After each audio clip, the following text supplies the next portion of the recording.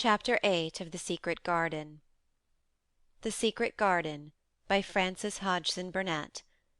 Chapter 8. The Robin Who Showed the Way. She looked at the key quite a long time. She turned it over and over, and thought about it.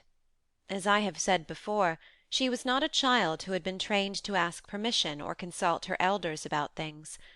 All she thought about the key was that if it was the key to the closed garden, and she could find out where the door was, she could perhaps open it and see what was inside the walls, and what had happened to the old rose-trees. It was because it had been shut up so long that she wanted to see it. It seemed as if it must be different from other places, and that something strange must have happened to it during 10 years. Besides that, if she liked it, she could go into it every day and shut the door behind her, and she could make up some play of her own and play it quite alone, because nobody would ever know where she was, but would think the door was still locked and the key buried in the earth. The thought of that pleased her very much. Living, as it were, all by herself in a house with 100 mysteriously closed doors, and having nothing whatever to do to amuse herself, had set her inactive brain to working, and was actually awakening her imagination. There is no doubt that the fresh, strong, pure air from the moor had a great deal to do with it. Just as it had given her an appetite, and fighting with the wind had stirred her blood, so the same things had stirred her mind. In India she had always been too hot and languid and weak to care much about anything, but in this place she was beginning to care and to want to do new things. Already she felt less contrary, though she did not know why. She put the key in her pocket and walked up and down her walk. No one but herself ever seemed to come there, so she could walk slowly and look at the wall, or rather at the ivy growing on it. The ivy was the baffling thing. Howsoever carefully she looked, she could see nothing but thickly growing, glossy, dark green leaves. She was very much disappointed. Something of her contrariness came back to her as she paced the walk and looked over it at the tree-tops inside. It seemed so silly, she said to herself, to be near it and not be able to get in. She took the key in her pocket when she went back to the house, and she made up her mind that she would always carry it with her when she went out, so that if she should ever find the hidden door she would be ready. Mrs. Medlock had allowed Martha to sleep all night at the cottage, but she was back at her work in the morning with cheeks redder than ever and in the best of spirits. "I got up at 4 o'clock," she said.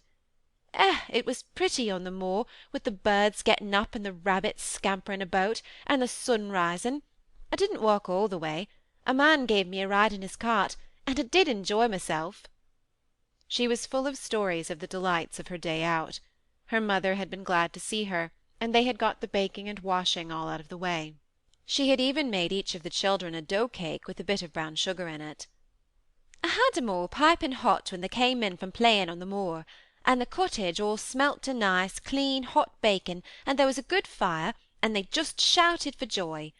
Our Dickon, he said our cottage was good enough for a king."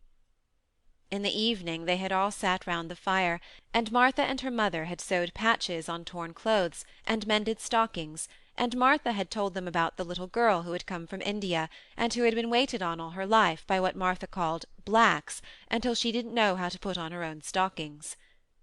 "They did like to hear about you," said Martha. "They wanted to know all about the blacks, and about the ship you came in. I couldn't tell 'em enough." Mary reflected a little. "I'll tell you a great deal more before your next day out," she said, "so that you will have more to talk about. I dare say they would like to hear about riding on elephants and camels, and about the officers going to hunt tigers." "My word!" cried delighted Martha. "It would set 'em clean off their heads. Would they really do that, miss? It would be the same as a wild beast show like we heard they had in York once." "India is quite different from Yorkshire," Mary said slowly, as she thought the matter over. "I never thought of that. Did Dickon and your mother like to hear you talk about me?" "Why, our Dickon's eyes nearly started out of his head, they got that round," answered Martha. "But mother, she was put out about your seeming to be all about by yourself. She said, 'Hasn't Mr. Craven got no governess for her, nor no nurse?' And I said, 'No, he hasn't, though Mrs. Medlock says he will when he thinks of it. But she says he mayn't think of it for 2 or 3 years. "I don't want a governess," said Mary, sharply.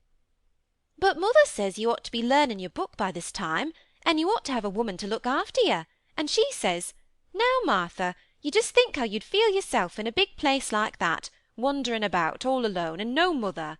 You do your best to cheer her up,' she says, and I said I would." Mary gave her a long, steady look. "You do cheer me up," she said. "I like to hear you talk." Presently Martha went out of the room, and came back with something held in her hands under her apron. "What dost thee think?" she said, with a cheerful grin. "I've brought thee a present." "A present?"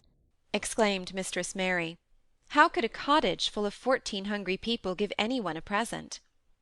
"A man was driving across the moor peddling," Martha explained, "and he stopped his cart at our door. He had pots and pans and odds and ends, but mother had no money to buy anything. Just as he was going away, our Elizabeth Ellen called out, 'Mother, he's got skipping ropes with red and blue handles.' And mother, she calls out quite sudden, 'Here, stop, mister, how much are they?' And he says 2pence, and mother, she began fumbling in her pocket, and she says to me, 'Martha, thou's brought me thy wages like a good lass, and I've got 4 places to put every penny, but I'm just going to take 2pence out of it to buy that child a skipping rope.' And she bought one, and here it is." She brought it out from under her apron, and exhibited it quite proudly. It was a strong, slender rope with a striped red and blue handle at each end, but Mary Lennox had never seen a skipping rope before. She gazed at it with a mystified expression. "What is it for?" she asked curiously. "For?" cried out Martha. "Does thee mean they've not got skipping ropes in India, for all they've got elephants and tigers and camels? No wonder most of 'em's black. This is what it's for, just watch me." And she ran into the middle of the room, and taking a handle in each hand, began to skip and skip and skip, while Mary turned in her chair to stare at her, and the queer faces in the old portraits seemed to stare at her too, and wonder what on earth this common little cottager had the impudence to be doing under their very noses. But Martha did not even see them. The interest and curiosity in Mistress Mary's face delighted her, and she went on skipping, and counted as she skipped until she had reached 100. "I could skip longer than that," she said when she stopped. "I've skipped as much as 500 when I was 12, but I wasn't as fat then as I am now, and I was in practice." Mary got up from her chair, beginning to feel excited herself. "It looks nice," she said. "Your mother is a kind woman. Do you think I could ever skip like that?" "You just try it," urged Martha, handing her the skipping rope. "You can't skip 100 at first, but if you practise you'll mount up. That's what mother said. She says nothing will do her more good than skipping rope. It's the sensiblest toy a child can have. Let her play out in the fresh air skipping, and it'll stretch her legs and arms and give her some strength in 'em." It was plain that there was not a great deal of strength in Mistress Mary's arms and legs when she first began to skip. She was not very clever at it, but she liked it so much that she did not want to stop. "Put on the things and run and skip out of doors," said Martha. "Mother said I must tell you to keep out of doors as much as you could, even when it rains a bit, so as to wrap up warm." Mary put on her coat and hat, and took her skipping rope over her arm. She opened the door to go out, and then suddenly thought of something, and turned back rather slowly. "Martha," she said, "they were your wages.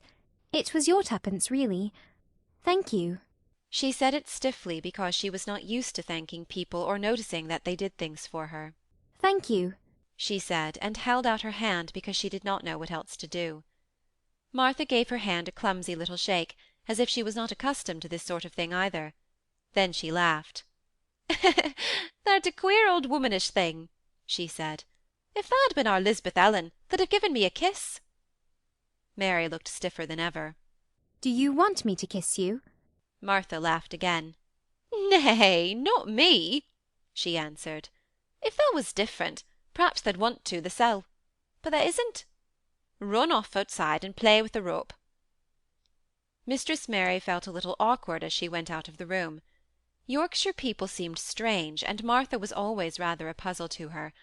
At first she had disliked her very much, but now she did not. The skipping rope was a wonderful thing. She counted and skipped and skipped and counted until her cheeks were quite red, and she was more interested than she had ever been since she was born. The sun was shining, and a little wind was blowing, not a rough wind, but one which came in delightful little gusts and brought a fresh scent of newly turned earth with it. She skipped round the fountain garden, and up one walk and down another. She skipped at last into the kitchen garden, and saw Ben Weatherstaff digging and talking to his robin, which was hopping about him. She skipped down the walk toward him, and he lifted his head and looked at her with a curious expression. She had wondered if he would notice her. She wanted him to see her skip. "Well," he exclaimed, "upon my word, perhaps thou art a young un after all, and perhaps thou'st got child's blood in thy veins instead of sour buttermilk. Thou skipped red into thy cheeks as sure as my name's Ben Weatherstaff. I wouldn't have believed thou could do it." I never skipped before, Mary said. I'm just beginning. I can only go up to 20. "Keep on," said Ben. "Thy shape's well enough at it for a young un that's lived with heathen. Just see how he's watching thee." Jerking his head toward the robin. "He followed after thee yesterday. He'll be at it again to day. He'll be bound to find out what the skipping rope is. He's never seen one, eh?" Shaking his head at the bird. "Yeah, thy curiosity'll be the death of thee sometime, if thou doesn't look sharp." Mary skipped round all the gardens and round the orchard, resting every few minutes. At length she went to her own special walk, and made up her mind to try if she could skip the whole length of it.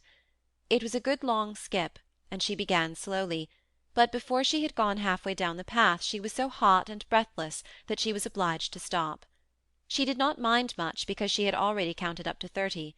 She stopped with a little laugh of pleasure, and there, lo and behold, was the robin swaying on a long branch of ivy. He had followed her, and he greeted her with a chirp. As Mary had skipped toward him she felt something heavy in her pocket strike against her at each jump, and when she saw the robin she laughed again. You showed me where the key was yesterday, she said. You ought to show me the door today, but I don't believe you know. The robin flew from his swinging spray of ivy on to the top of the wall, and he opened his beak and sang a loud, lovely trill, merely to show off. Nothing in the world is quite as adorably lovely as a robin when he shows off, and they are nearly always doing it. Mary Lennox had heard a great deal about magic in her Aya's stories, and she always said that what happened almost at that moment was magic. One of the nice little gusts of wind rushed down the walk, and it was a stronger one than the rest. It was strong enough to wave the branches of the trees, and it was more than strong enough to sway the trailing sprays of untrimmed ivy hanging from the wall. Mary had stepped close to the robin, and suddenly the gust of wind swung aside some loose ivy trails, and more suddenly still she jumped toward it and caught it in her hand. This she did because she had seen something under it, a round knob which had been covered by the leaves hanging over it. It was the knob of a door. She put her hands under the leaves and began to pull and push them aside. Thick as the ivy hung, it nearly all was a loose and swinging curtain, though some had crept over wood and iron. Mary's heart began to thump, and her hands to shake a little in her delight and excitement. The robin kept singing and twittering away and tilting his head on one side, as if he were as excited as she was. What was this under her hands which was quite square and made of iron, and which her fingers found a hole in? It was the lock of the door, which had been closed 10 years, and she put her hand in her pocket, drew out the key, and found it fitted the keyhole. She put the key in and turned it. It took 2 hands to do it, but it did turn. And then she took a long breath and looked behind her up the long walk to see if any one was coming. No one was coming. No one ever did come, it seemed, and she took another long breath because she could not help it, and she held back the swinging curtain of ivy and pushed back the door, which opened slowly, slowly. Then she slipped through it and shut it behind her, and stood with her back against it, looking about her and breathing quite fast with excitement and wonder and delight. She was standing inside the secret garden.